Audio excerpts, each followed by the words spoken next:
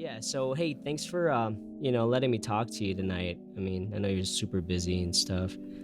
So I just No, for really sure, man. wanted to ask you a couple of questions because like I said, I want to start doing this because apparently there's a lot of people in the channel, who are really super creative and super good at what they do. Just hiding, hiding there. So I want to start doing Yeah. this really just to give back, a pretty much promote other people, b to pretty much like showcase some artists out there. But yeah, so starting with the first question, like what made you choose the career? And I guess you can talk about what you do so people know. Yeah. Okay. Yeah. So I am a um, professional character artist at a video game studio. So my job is to create the characters, the 3D characters for video games. How I got into the career, like looking back, my simplified version of what seems to make sense is like my dad got me a computer when I was like 5 because he was an enthusiast and I was an only child. So I really feel like my whole life has been this, where I just sit in front of a computer during my free time to mess around. And I loved movies, as we all do. So I thought I would, like what I wasn't very good at school and my head was always in the clouds, and I always thought it would be dope to work on a movie like Jurassic Park and then eventually The Lord of the Rings. So that's what I kind of wanted to do, ILM, WETA. That was kind of the dream, I guess. And then, as I say, I wasn't too good in school, but luckily there was a teacher that kind of took me under his wing. His name was Mr. Atsubo over there at Los Altos High School. And he introduced me to 3D modeling. I found it was a drafting class. If you don't know what that is, that's a technical drawing class. And I took it because it had the word drawing in it. And, I've been doing art and drawing my whole life just to do it, I guess. Never really thought about it. And I kind of enjoyed that class. It was a mix of drawing, obviously, but then very like disciplined technical stuff. If you're unfamiliar, there's a lot of measurements and like precise drawing and stuff. So it's kind of good in a way for someone like me because I'm very chaotic and not so disciplined. So anyways, I kept taking that class because it was a way to get a high grade, and all my math and my science and my English wasn't doing hot, but I could do well in this class.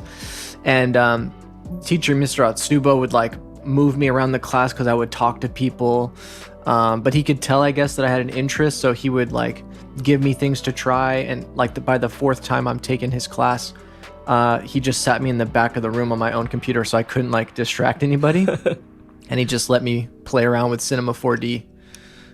So that was my introduction. Like at home, I downloaded it. I had some friends that would come over.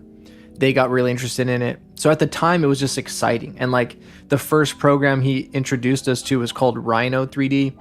And I found out, like, I don't know if he said, but it was known that like Rhino was used to make the buildings in the first Spider-Man movie with Tobey Maguire while he's like swinging around. And I just remember thinking like, what, I've been fascinated with, like, I found out that Maya was used on Lord of the Rings. Like, I think a lot of us are like this. Like, I was fascinated that like the computer in my room at home, I could like, illegally download a program that was used to make something that was like hugely important to me. So at the time, at that age, and my parents don't really know what's going on. They don't really know about the internet, and I'm just in my room, like downloading, and like I open it, and I'm like, wow, this, there's like a whole world in here if I just knew how to do it.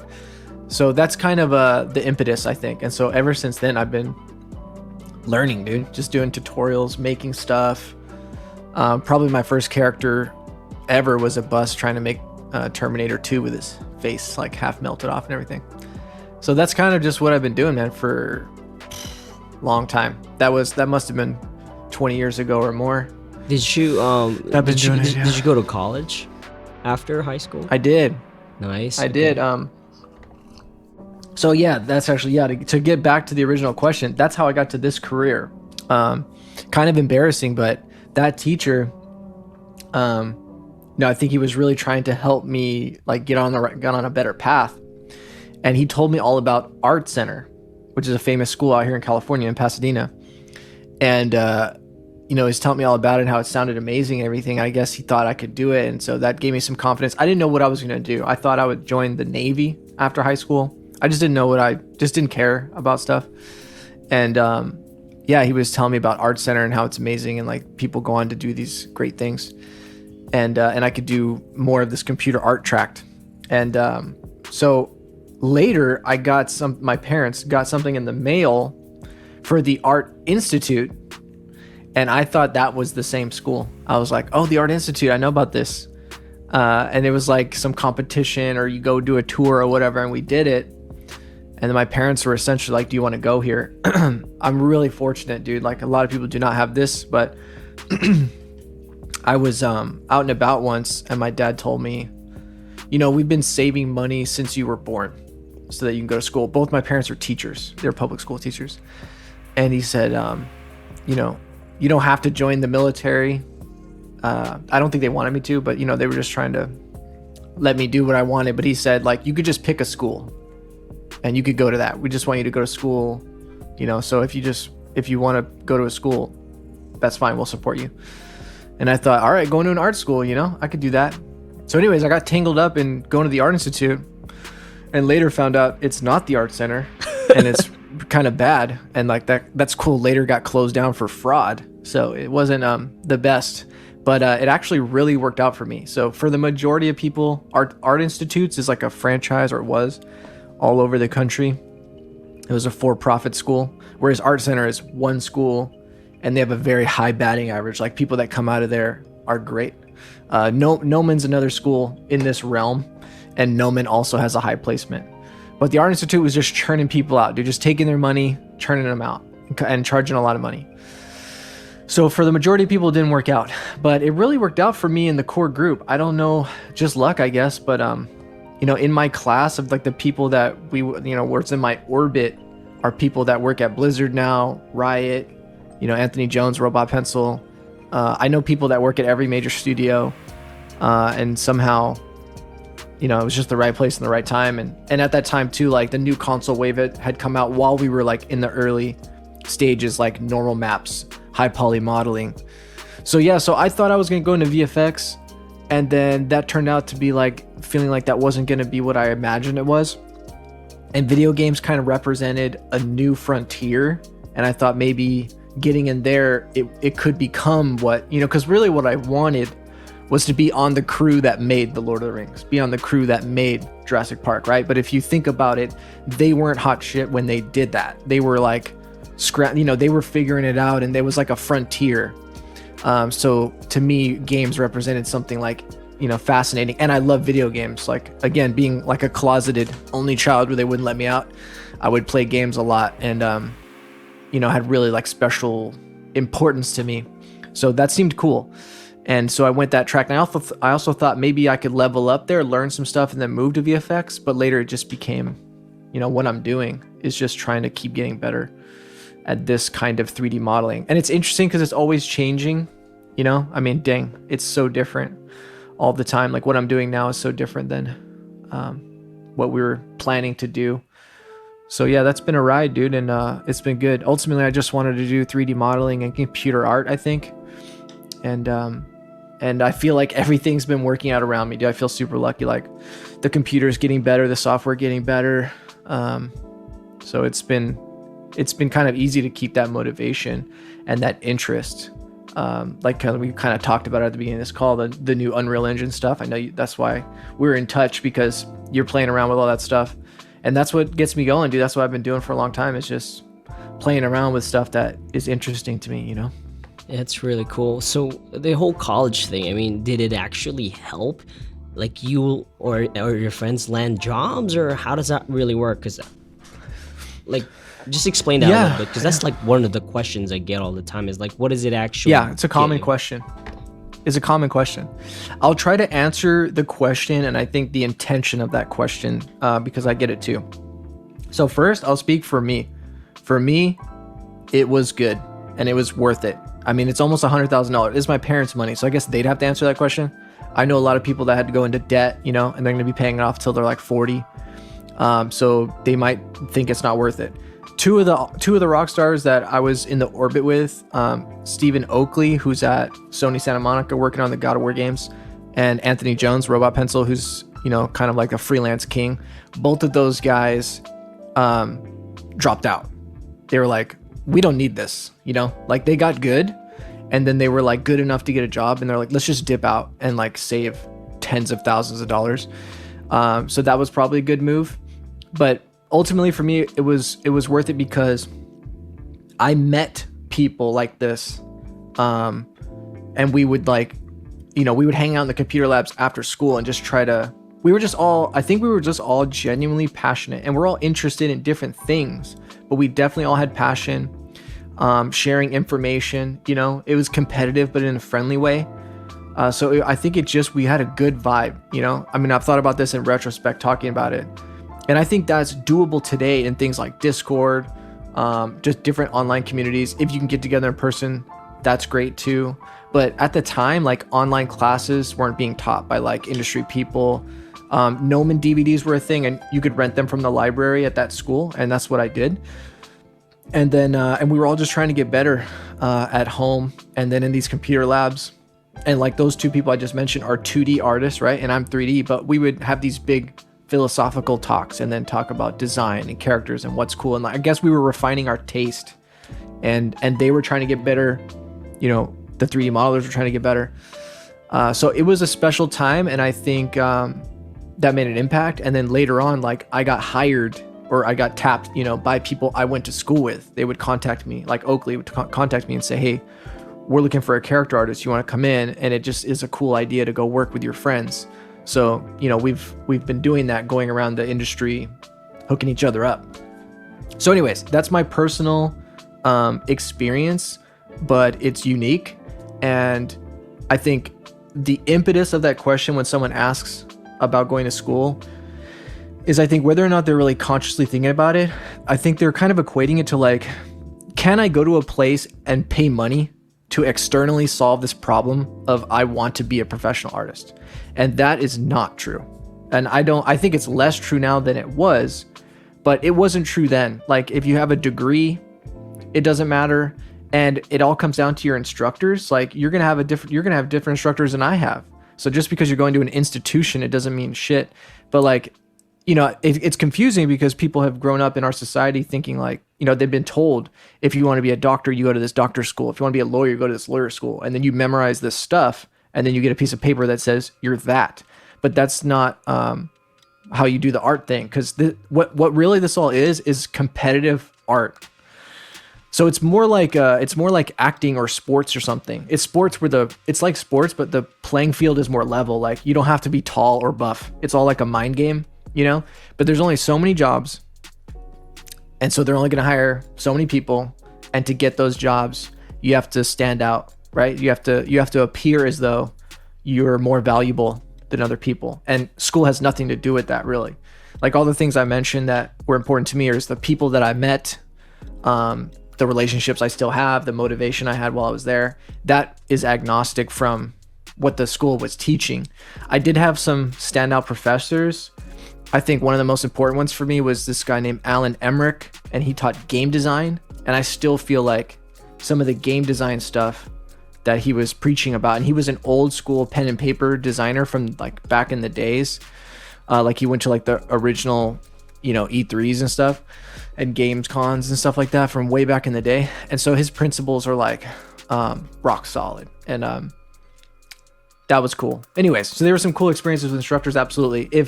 Also my parents wanted me to get a degree. So I have a bachelor's in science, you know. I don't think it matters, but it made them happy. So ultimately it's a personal decision. But the simple answer is like, do you need to go to school to get a job as a pro? No, not at all. It doesn't really even come up in interviews. Like you just look at someone's portfolio, and then you look at their experience, you know. Getting your foot in the door is like another thing, but after that, yeah, you're just like, you look at their portfolio and you think, oh, that's cool. It's like online shopping. You're just like, I want this person. It doesn't matter where they went. What's crazy right now is with Unreal, they are hiring people from YouTube right now. Like that's how crazy it is, right? Because yeah, like people are hiring from YouTube right now, and that's how they're showcasing their work is just, making videos, stuff like that, and yeah, they're getting hired. It's pretty insane what's going on right now. But with that being said, though, it's kind of like film school. I've heard like you don't really need to go to school to become a director, but it helps because you get to talk to people. The networking part of it is really, I think, why it's worth it to still go, especially if it's a good school.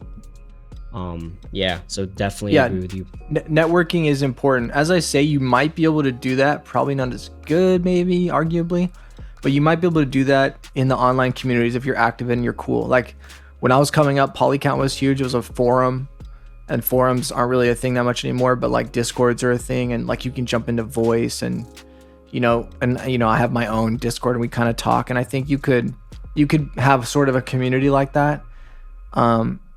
I would say, even though, to go a step further back to the film school analogy, I think film school is arguably more important, even because you need collaboration to make a film, and you need expensive equipment. So like a school really helps facilitate that stuff. Not as much anymore because you can shoot digital cameras, but still, like, you don't have to develop, but still, like, if they probably have tens of thousands of dollars worth of gear, and then you can team up with someone who wants to act, someone who wants to edit, someone who wants to do lighting and sound, But for what I do, it's so individualistic. Like, same thing with like concept art, character art, environment modelers, really even audio people. It's like we're all just single on your own, and that's it. It's like it's all on you, which I like. I actually really like that it's kind of pure, that you have a portfolio for what I do. You have a portfolio, and then you're kind of judged by that, and you send it out to people, or they contact you,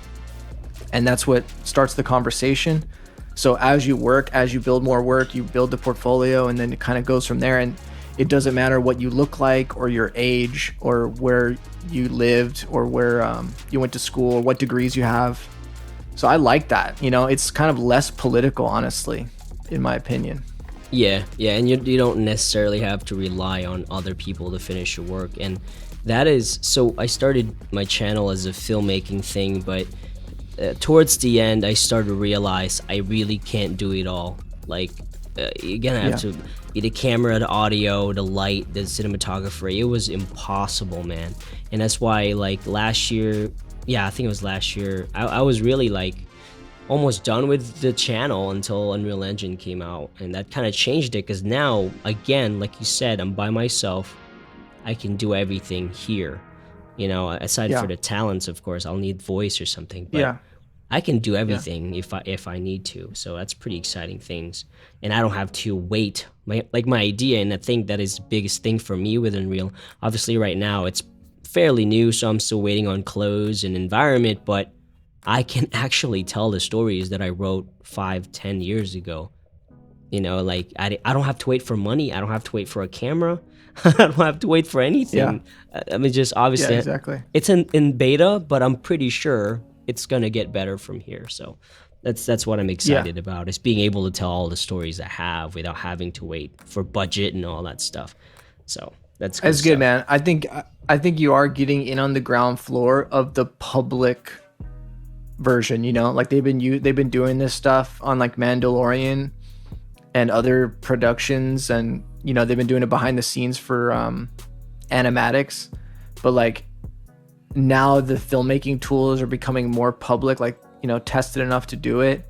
And there's these little communities, like there's a few little channels that are similar to your focus of using this as a storytelling tool. And I think I see Unreal shifting to like, increase their umbrella to that publicly. And I think that's awesome. I definitely think that's going to be long term.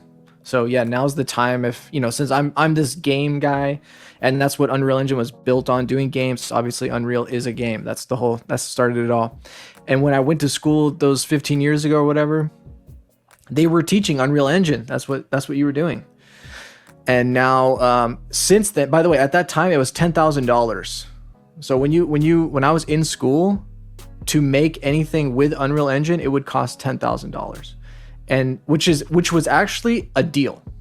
That was a deal for sure. It was a deal. That was a good deal. But we were all like, what? You know, we thought how cool it is. We're using this game engine, you know, which we don't have to pay for. And then I was at my job when Unreal was like, we're going to be free now. And if you don't make money, fine. And if you make over a certain amount of money, we're going to take a little bit. And we're all like, wow, you know.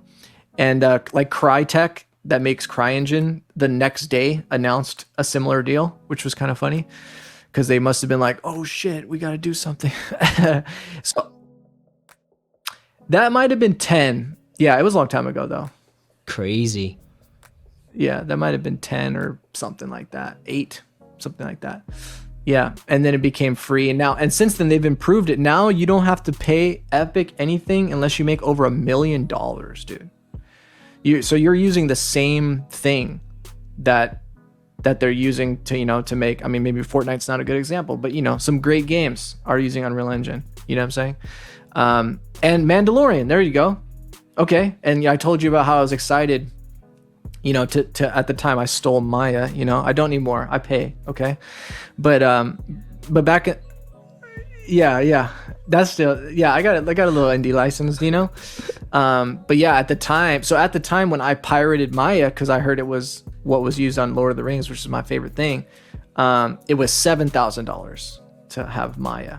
It's like legit, if you're going to legit have Maya, but now, like you say, now it's like $250 a year or something for indies. So that's what I got.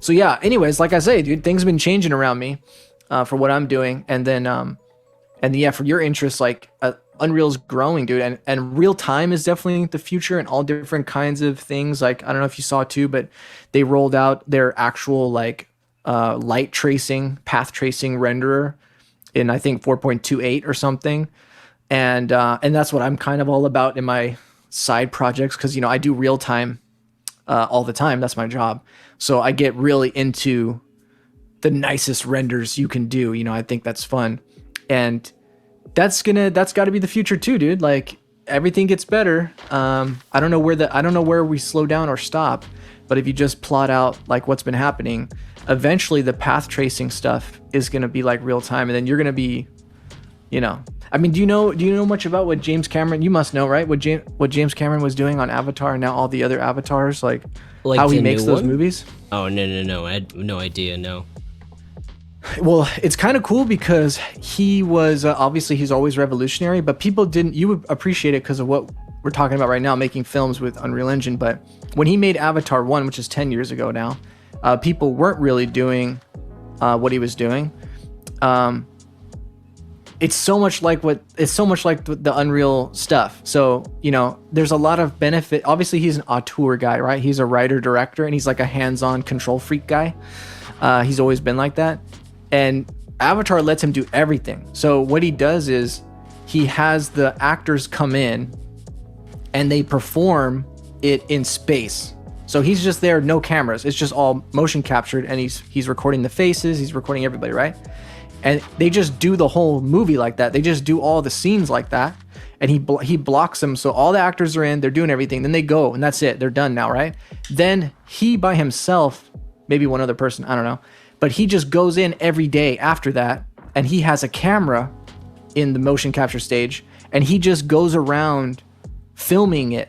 Like, so he gets to pick which takes and like where it goes, because everything's in CG. Like he already recorded the performances, so he's just moving it around, and like real time shit's going on, and he's just like, and he spends years doing that. He just is like, so it's kind of interesting because, you know, there's like one of the standout scenes in Avatar is like an emotional scene.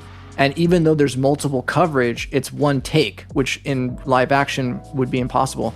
So there's some interesting things about that. But it lets him, the writer-director, now he's also the cinematographer on every camera in the fucking movie because, you know, so that's why it takes so long too, because he's essentially like an artist that can iterate forever. So it's fascinating stuff, but that's essentially what people can now do. That's like lots of money. Yeah. And now, you know, I just saw like with an iPad app, yeah, you can control the Unreal camera. Yeah. The first time I've seen that was Transformers. Michael Bay was doing that with his iPad, I think in the last Transformer. Wow. And it blew my mind. He was controlling the Maya camera with it. It's like, that's insane. That's awesome. But that was back then. I love that stuff. Yeah. So what were you saying? Yeah, I love that stuff. I was saying, I just wanted to see if you saw the short film that came out somewhat recently. I always get the name of it wrong, but I think it's called Irradiation or something.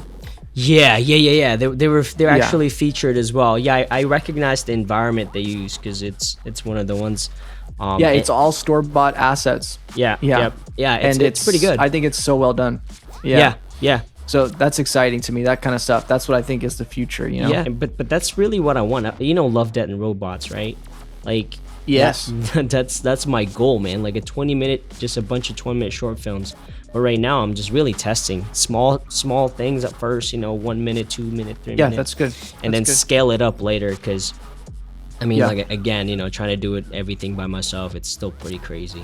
But No, absolutely, it is. But it is doable now, which is exciting. I mean, Yeah. and it depends if you know, it's a passion project. You could spend a long time, and yeah, as the engine, you know, you could work everything. I think it's already there, but as features come online, you could always add them. But honestly, I think it's there. Like, I initially, what really sparked me first was, I think they made more than one, but there was one short in particular done by Quixel, and it was like a spaceship type thing that was going, like a speeder bike type thing that was going along the ground, and yeah. I thought it looked so good. Yeah. And that they've made subsequent videos where they break down like how they got the look, and like they did a rig where they have an iPad and a camera and they're like shaking the thing, and I loved it, dude, and it looks so fantastic. So that's so exciting. I love all that stuff. Yeah, those environmentalists or environment creators and Quixel, man, I know exactly what video you're talking about, because I must have paid at least 3 people to recreate that scene, and no one's done it yet, because it's really hard. It looks freaking amazing. But yeah, so with that being said, though, I like being an artist, I'm pretty sure you've hit a lot of roadblocks before, but like what was like the worst roadblock in your career, and how did you like manage to kind of overcome that? I mean like a software crashing, that doesn't really count. Oh, that doesn't count. Okay. No. We're trying to do big ones, right? Yeah. Big ones. You know what's coming to mind? I guess I've got a couple examples, but what the thing that first came to mind was, sorry, my daughter might wake up and I might have to step out sometimes, but she's asleep right now. Okay, so yeah, the first thing that came to mind when you asked about major roadblocks is, there's kind of something that happens, you know, once you're in the industry, is like, you're not always doing what you want. And, you know, sometimes you're doing work that you, or sometimes there's jobs you think you could do and you're not getting that chance, right? When you're climbing the ladder. And then sometimes you just have to do a job, you know, has to get done, and you're on the totem pole where you do that. And it's months or years. So it's a grind. And that was one of the major roadblocks of my career, kind of, you know, the first few years. Just not, you know, just being hungry to like do the main character or something, like that's what I wanted to do, you know, and then someone else is doing it. And then you're just trying to make sure that you're doing a good job at work and that you're growing in areas you think you might need to project, you know, that you can do that stuff. So it's like a long game, you know, but it's not something I thought about before I got in there. You know, a lot of people don't think about it too, by the way. It's just how it goes. It seems kind of obvious, but you just kind of think, similar to what I said about going to school, you kind of think like, oh, I'll get a job as a character artist and then I'll make Drake and everybody will love it, you know, and it's just like, that's not how it goes. There's lots of characters to make, lots of things to do. It's crazy, because I hear this all the time, and this is why, like I said, I want to do this a lot often, because I hear that a lot. It's like, you know, in the industry, you're working for the studio, there are 100, if not 200 of you know, working there. And like you said, the hardest part is trying to stand out so you can work on the main characters, you know. So, and I can definitely say that's a major roadblock, because that's probably, and you said it's a grind too, like a year just waiting. That's crazy, man. Yeah, well, on Evolve, so on Evolve in particular, I worked on that one game for almost 5 years, and I didn't make one full character on that game. I made, and for the first 3 years, none of my work was shipping. That's crazy. So like I would make bro. work and then it would get thrown out, not necessarily because of what I was doing, but because of the process. Yeah, and then later, once we hit a groove, someone would make the high poly model, which at the time I was kind of like, you know, I kind of looked up to, like I was like, I want to make high poly models. So they would make the high poly model, and then it would come to me, and I would resurface it, and I would UV map it, and I would texture it, and then I would put it in the game. So I actually got better at texturing during that, and I actually really love texturing now. So it helped me get better, but at that time, I'm like, I want to make a full character, you know? And then after the game shipped, so about the last year I was there, I kind of got that chance for the work that I was doing, and you know, the art director liking what I was doing, they gave me some DLC characters. So you know, 2 more characters that come after that you can get later, and I made the high poly models for those. And so I never made a full character, but I did all of the elements. And then later at Respawn, I was able to, you know, make full characters. And then now I'm actually back at that original studio, and now I'm making the main characters. So it took a long time to get there.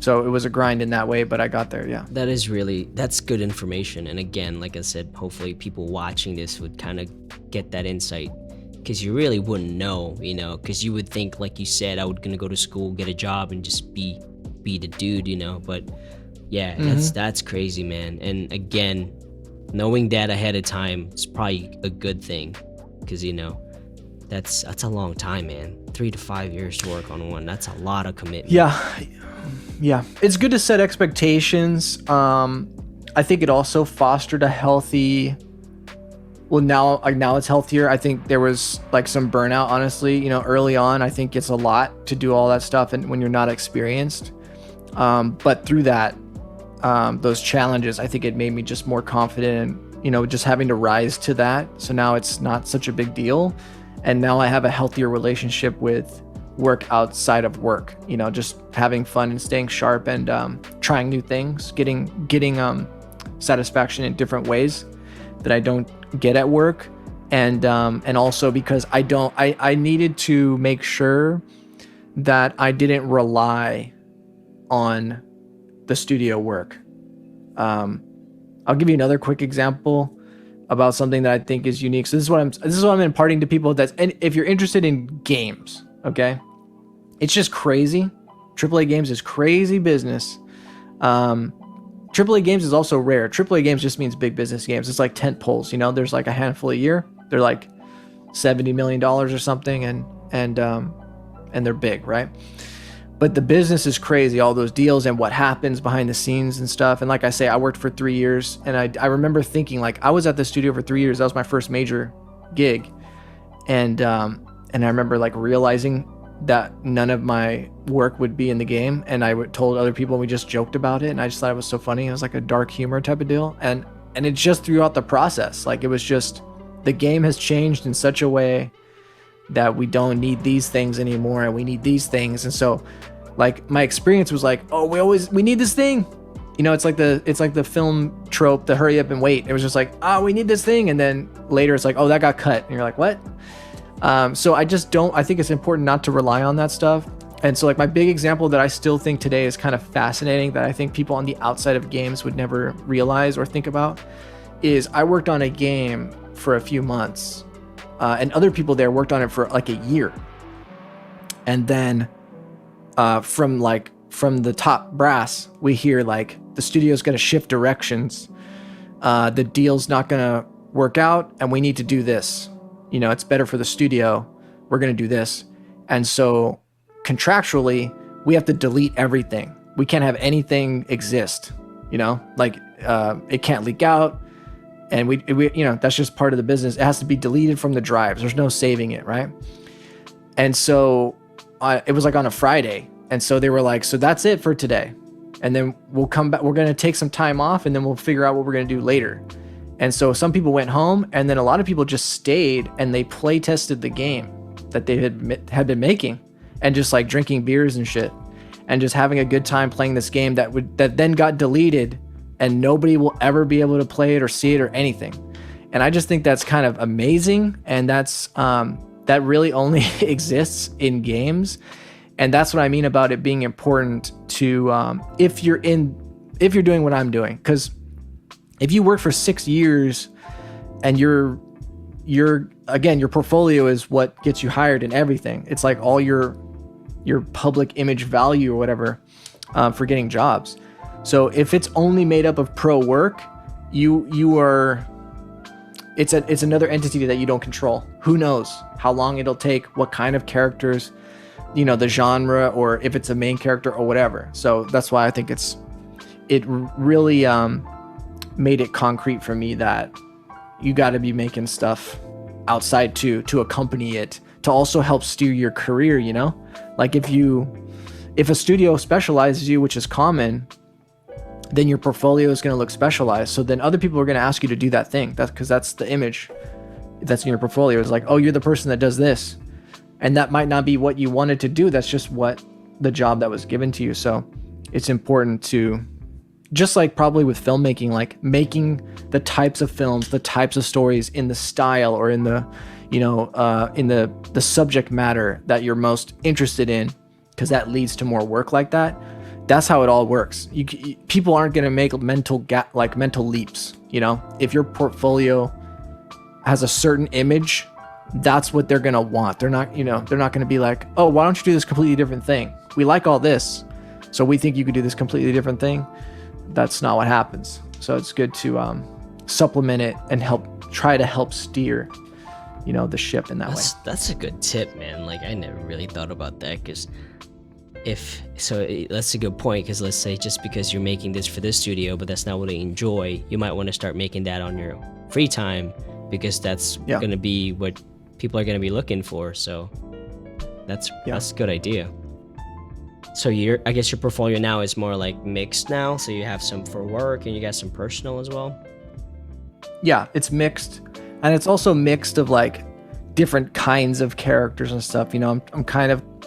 I'm casting a little bit of a wide net, but at the same time, I'd say it's kind of narrow because, I kind of do what I do. So it's not like, there are some games that probably don't fall in that category, but I think it's kind of a nice mix where, gives me more options or it illustrates that I can do certain things or that my interests are such.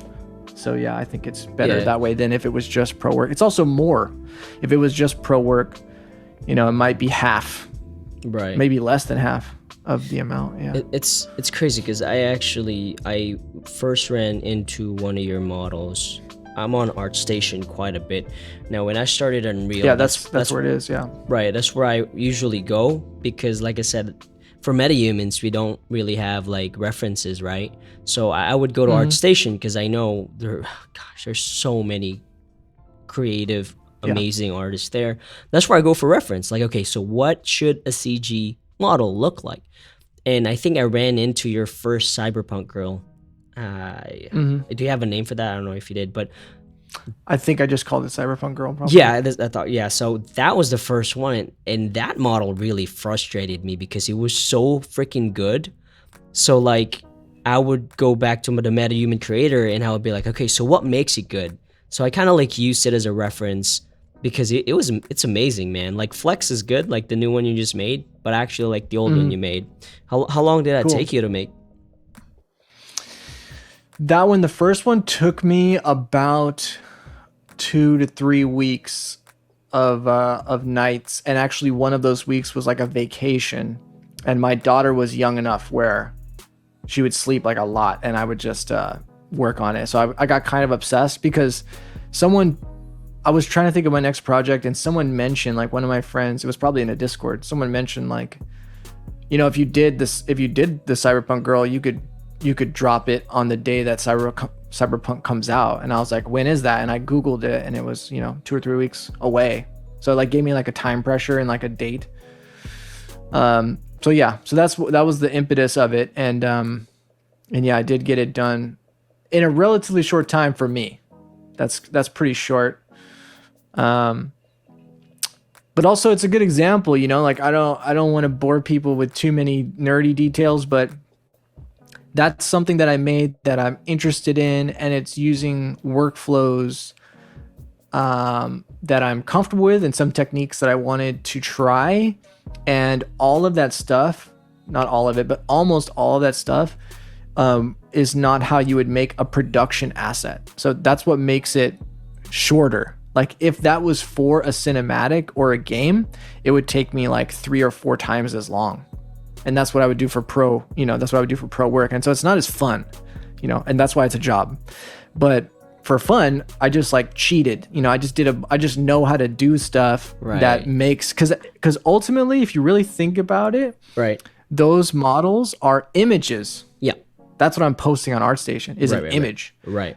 So if you're doing a production model, it's something that has to perform and look good in all angles, and it has like the hair has to do the right thing. I mean, there's a lot of knock-on effects. Right. Whereas this one is like it just has to look good. Yeah. Yeah. So that's how I could do it in a shorter time. And I understand rigging takes a lot of time too. So like rigging. Absolutely, yeah. That's a and whole new level. That's actually a whole nother discipline. Yeah. In games, there are people that just specialize in that. Rigs. Yeah. That's crazy, man. Yep. But yeah, that's all the questions I got for you, man. Cool. So you have a YouTube channel as well, right? Because I think you have all your characters on there. And Flex, congratulations on a spotlight, bro. I just saw that on the page. Oh yeah, thank you, dude. Yeah. It's in the. You mean it's in the launcher, right? I didn't know what spotlight was. Yeah. It's on the launcher, cool. And they also showed it up. They showcased it on one of the videos. They're weekly. Yeah. They do have a weekly monthly, spotlight. Weekly. Yeah. Cool. Yeah, that's cool. awesome. That's crazy. And I'm telling you, I really hope they would put that in like in the mannequin or something, because that's a legit model. That's freaking awesome. Again, I made it dirty, so it wouldn't be a good production asset. But I agree with you. Like doing some fun characters like that in that style, you can hit me up, Epic, dude, if you want. We can do some fun characters, dude, for the store, or for the mannequin or something. Dude, that'd be cool. So you're still working full time right now, right? Yeah, I'm working full time. Actually, the game I'm working on comes out on the 12th of October next month, so like less than 2 weeks. Yeah. How long did you work on that? Over 2 years, probably around 3 years. That's crazy, man. Oh man. Yeah. So I don't have patience for that. Like yeah, it's different, dude. It's a different kind. I mean, this is not my first rodeo at this point. Yeah. 2 years to make a AAA game is extremely fast, and that's what Respawn does. I was there for a little bit, and it's crazy to see him do it. Like there's, it's to do it that fast, you got to do some things, so yeah, 3 years, and some change, I think probably is what this project will be in. So that's pretty reasonable. Like I say, Evolve was like 5 years or something. That's so crazy. This is a little bit better. That's crazy. Or you can have that Star Citizen game that was like announced when I was 17. Yeah, it's still not out. Yeah. Oh, that game's never coming out, dude. Dude, that thing would get torn up if it came out. I'm telling you right now, people would be so disappointed. They just waited too long. I mean, they got no incentive to come out. I mean, might as well just keep doing what they're doing. They're already selling ships, and they could just keep. They're making money already. Yeah, they're making money. So what do you think with all these what do you think of all these studios swapping over to Unreal? You think it's just like a knee-jerk reaction, or because no. Yeah, it's a good move. It's good. No, absolutely, yeah. There's only a few reasons that you would not use Unreal, and they all only apply to big companies. So one reason that you wouldn't use Unreal is that you have to pay them some money. Right. But you only have to pay them like 5% or something after $1 million. Right. So that's not a lot for 99% of people that want to make games. Like You know, I'll use Blizzard's Overwatch as an example. Like, they built an engine from the ground up to make Overwatch. And that's cool. They probably wanted to do that, and for them, they thought, okay, we're not going to pay anybody. We're going to own this. We're going to own the whole thing. Okay, so that's good. That's value for them. They can make future games with it. They could license it, whatever. And then also, there's not going to be any fat on it. We're just going to make it for this purpose, you know, so it can be buttery smooth. And, you know, because when you get Unreal is made to do, you could do a racing game, you could do a first person shooter. So you need people to like rip out stuff and change it. But anyways, like, again, only big companies would want that little bit extra ownership and control. There's so many reasons to go with Unreal because it's reasonably affordable. You're not going to get a better deal, and it's been in the public for so long as a public product that it is the most polished engine, like the most forward facing. Like, the engines I've used behind the scenes, the ones that like aren't public, are a mess. You know, there's no documentation, there's no UI. You have to ask somebody, and you have to remember.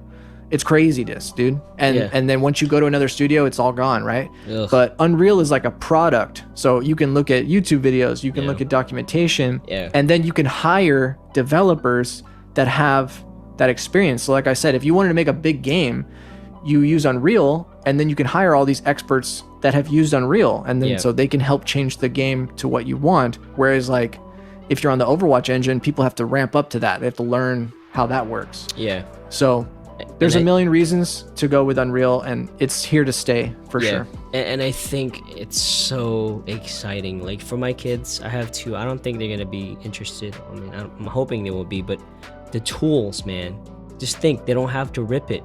It's free. Yeah, exactly. Yeah, I know. Exactly. It's free. And that's actually a smart business model that I hope, I mean, you can see what happened. You can see what's happening still to Blender. And what I wish these old timer companies, which are too slow to move, I don't think they are going to do this.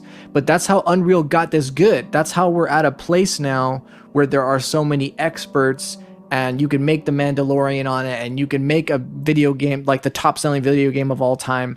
Like, the reason you can do all that is because they made it free.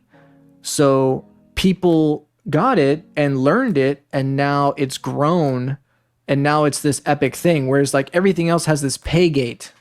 And so you have a smaller community, and it just doesn't level up as fast. Yeah. So it was smart what they did. Yeah, it's like really, it's like just power to everyone, man. Like, even the hotels here in Vegas are using Unreal Engine for their.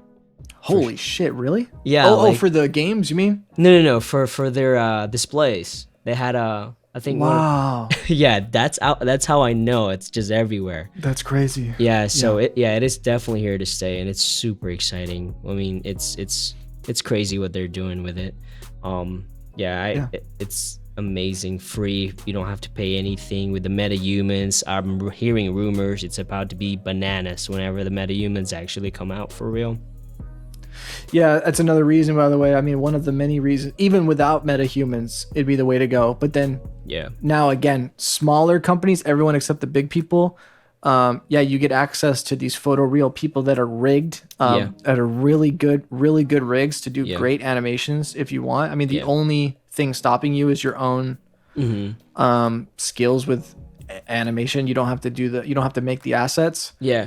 And that's going to be big for all the people like you that want to tell stories, and also people making games, with just a few people, and they could Unreal has been and is continuing to put the top quality in the hands of as many people. And I think that's always going to be a winning, it's crazy, man. Thing. I mean, honestly, the metahuman thing, to create that from scratch from a character creator, right? Like you, that's no joke, right? No. And it would only be one. Yeah. And it wouldn't be rigged.